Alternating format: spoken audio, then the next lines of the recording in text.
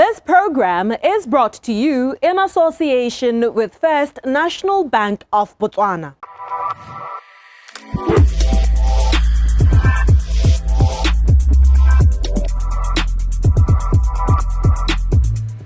Have you ever felt like you or someone you know is constantly coughing or sneezing? They would say, my sinuses are acting up. Or, I don't know what I touched today, but I've just been itchy all over. Or, my stomach is so upset right now after I ate that banana. But something to consider is that when a cough isn't just a cough, a sneeze or a rash aren't just that, it could possibly be allergies. An allergy is where your body reacts to something that's normally harmless, like pollen, dust, or animal fur. The symptoms can be mild, but for some people, they can be very serious. So serious that they may cause death. While it is rare to die from an allergic reaction, statistics suggest 2% of all cases result in a loss of life. Allergies may not seem all that serious, but they actually have a huge impact on not only the individual's quality of life, but the economy as well. In the United States of America, where statistics are readily available, one study says that hay fever alone causes nearly 4 million missed workdays each year, costing businesses more than $700 million in lost productivity. There are many types of allergies, and how they cause reactions will vary per individual. In the coming weeks, we will be running a series on allergies with Allergologist Dr. Kris Masikara at the Allergies Center. First, we understand what allergies are through an all-encompassing discussion with the doctor, followed by shorter segments on seasonal allergies, food allergies, allergies to animal fur, and lastly, allergies to man-made substances. Doctor, thank you so much for coming on First Issues and affording us your time. We are talking today about allergies. So before we go any further, please start off first by explaining to us what an allergy is and what causes it. When we usually talk about allergies, we're talking about a reaction that can happen in response to you being exposed to something. We usually get a set of symptoms. It could be itching, it could be swelling, it could be vomiting, it could be diarrhea. Different people, different things.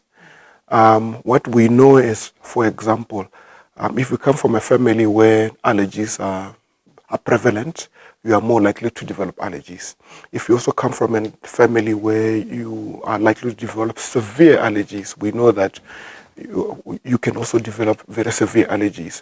But also severe allergies, we usually get those in response to foods, and the most common ones are fish, peanuts, wheat. Those are the ones that usually give people very bad allergic reactions. The other group is obviously things we see in the hospital that the general public usually doesn't see, to medications. Speaking of severe allergic reactions, what can cause somebody to have one? I believe it's called anaphylaxis. So like we said, some people are just more sensitive than others. For example, I could get a bee sting and nothing happens to me. You could get a similar bee sting and you swell, your throat closes, you have difficulty breathing, you develop asthma symptoms. We can't tell just by looking at you, but we just know that some people are just more sensitive than others. But like I said, certain things usually give very bad allergic reactions. Like, for example, like I said, if you're allergic to certain foods, fish, peanuts, eggs, and, medications, those are the things that we see giving people very bad allergic reactions. Most times it's in your DNA. If you've had your mother had maybe anaphylaxis at some point, or your brother or your father, it is also likely going to happen to you. Again, the other thing that increases the risk is continued exposure. Let's speak more on anaphylaxis or severe reaction to an allergen, but specifically on the fatal anaphylaxis side. various studies have been done to understand fatal anaphylaxis, but not much has come from that to understand what causes it, because firstly, they're rare, but mostly because they're unpredictable. What is it about fatal anaphylaxis that makes it so unpredictable? It can be fatal because, number one, you're not expecting it. Then number two, we delay in instituting treatment. Maybe because you don't know what's going on. You think maybe it's a little itch, you think your throat is closing, but maybe you'll be fine. And then it progresses quickly until your throat is closed, maybe your heart has stopped, and you can't breathe. It is for people that have had anaphylaxis but have had access to care real quick, they usually don't die. But those who don't have access to care real quick usually can succumb to that. So, doctor, do allergies get better with age? Like, the older I get, do I outgrow them, or do they get worse? We usually apply a 30 rule to it. 30% of people, by the time they're 10 years old, nothing at all. The other 30%, by the time they are in their teens, 20s, early adulthood, everything goes. And then the other 30 usually take it on to old age. Yeah. But for most people, they do improve. What is also interesting, what we are finding with studies now, is that people who live in rural areas, they get very few allergies. But many of us who live in urban centers where it's clean, where where it's too clean, where we're getting it, there's also lots of pollution, too many cars, there's increased levels of allergies.